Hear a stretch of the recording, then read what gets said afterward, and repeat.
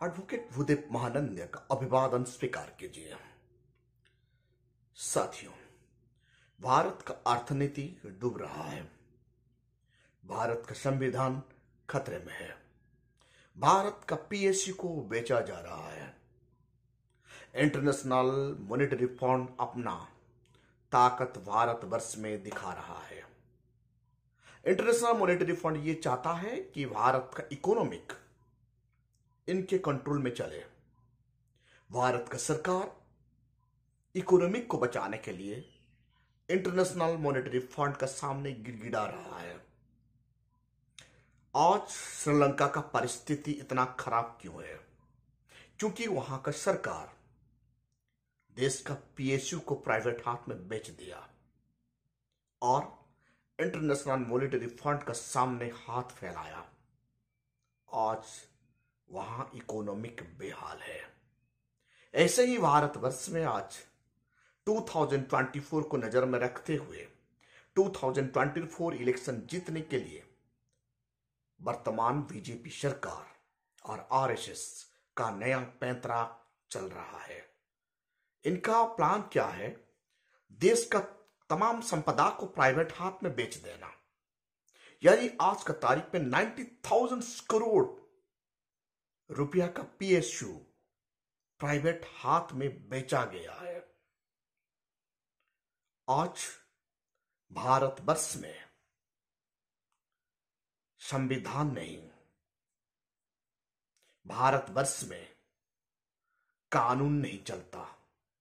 सिर्फ ही सिर्फ हिंदुत्व के आश्रय में देश को चलाने के लिए भारत सरकार का रणनीति तैयार हो चुका है।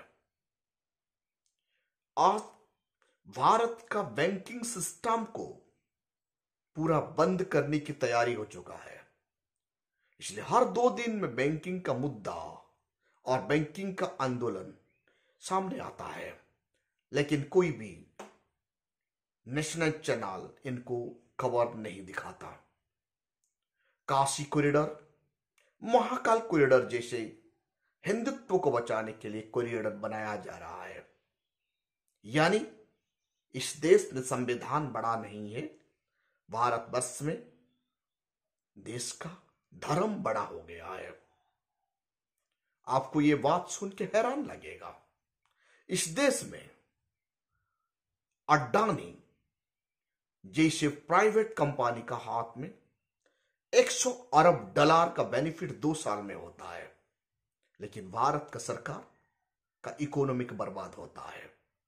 इस दुनिया में कोई भी प्राइवेट कंपनी का मुनाफा इतना नहीं बढ़ता जितना अडानी का मुनाफा 100 करोड़ डॉलर रुपया 100 अरब डॉलर रुपया 2 साल का अंदर बढ़ गया। ये सरकार का नजदीक बताता है।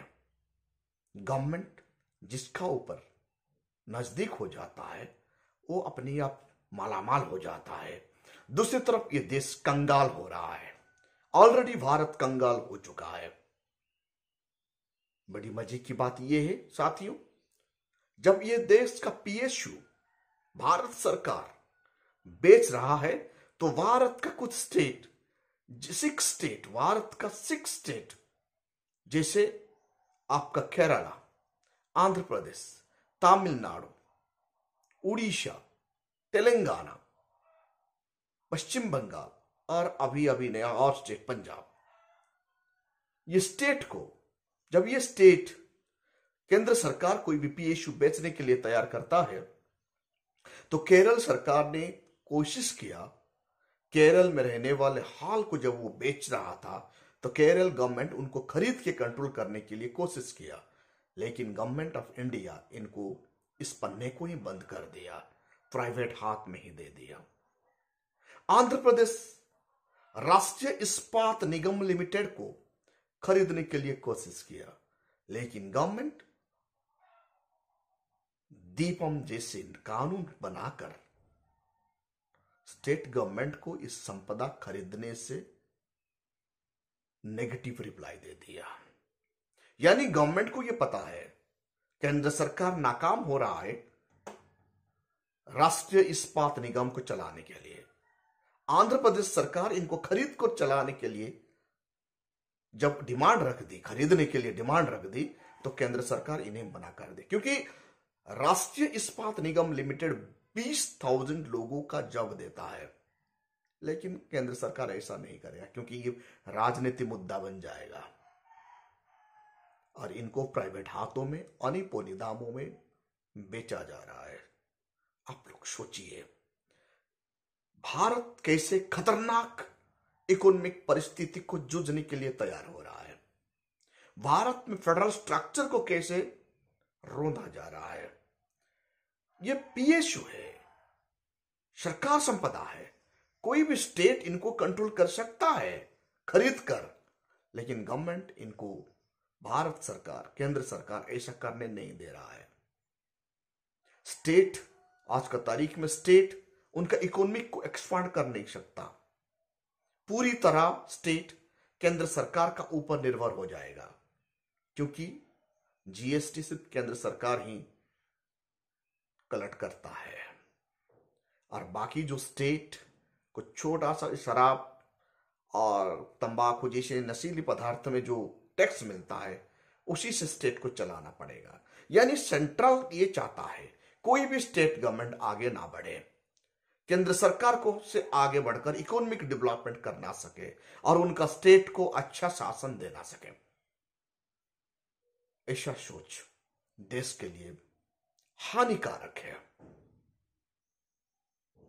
आरएसएस ये चाहता है हिंदुत्व को बचाने के लिए छोटा छोटा आग लगाते रहना चाहिए, जैसे बुलडोजर का आग, लाउड स्पीकर का आग, हनुमान चालीसा।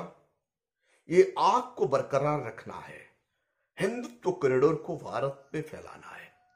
ये आरएसएस का रणनीति है। बीजेपी इनको खूब अच्छे से निभा रही है और देश का इकोनॉमिक को कैसे कंगाल कर रहे और कंगाल हो भी चुका है। साथियों, वर्तमान तारीख में ये देश का इकोनॉमिक बर्बाद हो चुका है। पीएसयू सिर्फ प्राइवेट ही खरीदेगा, कोई भी स्टेट गवर्नमेंट खरीद नहीं सकता।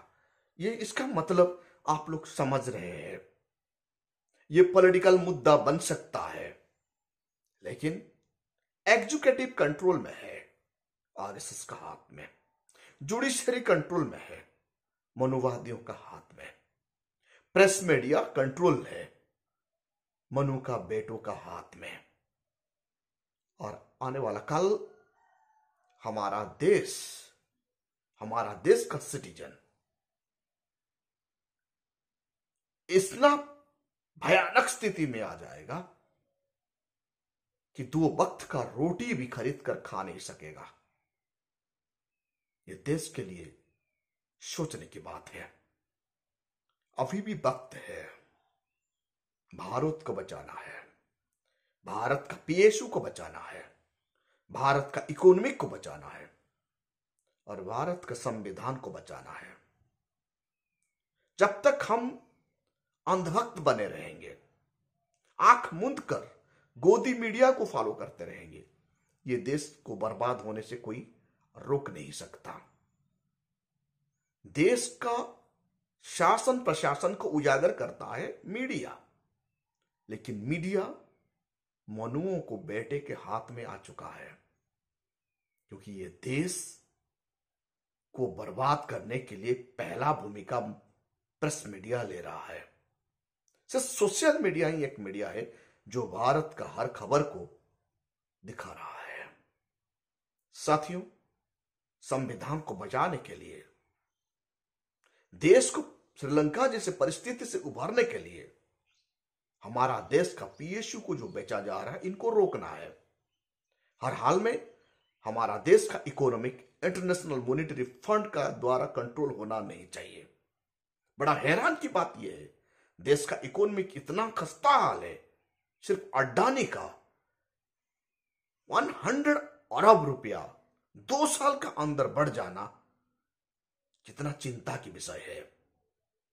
देश का इकोनॉमिक रसातल और कॉरपोरेट घराना का एकमात्र व्यक्ति अडानी का इकोनॉमिक इतना बढ़ जाना, ये कैसे शासन और प्रशासन है।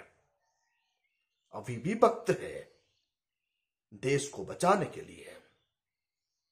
सोशल मीडिया को सामने आना चाहिए। भारत का नौजवान को इसके बारे में सोचना चाहिए, नहीं तो आने वाला कल ना ये देश बचेगा ना ये संविधान बचेगा। हमारा देश का इकोनॉमिक रसातल में चला जाएगा और देश कंगाल हो जाएगा। साथियों, आप देख रहे हैं voice of people, voice of Bahujan. इस चैनल को ज्यादा से ज्यादा लाइक कीजिए, सब्सक्राइब कीजिए और शेयर कीजिए। Thank you.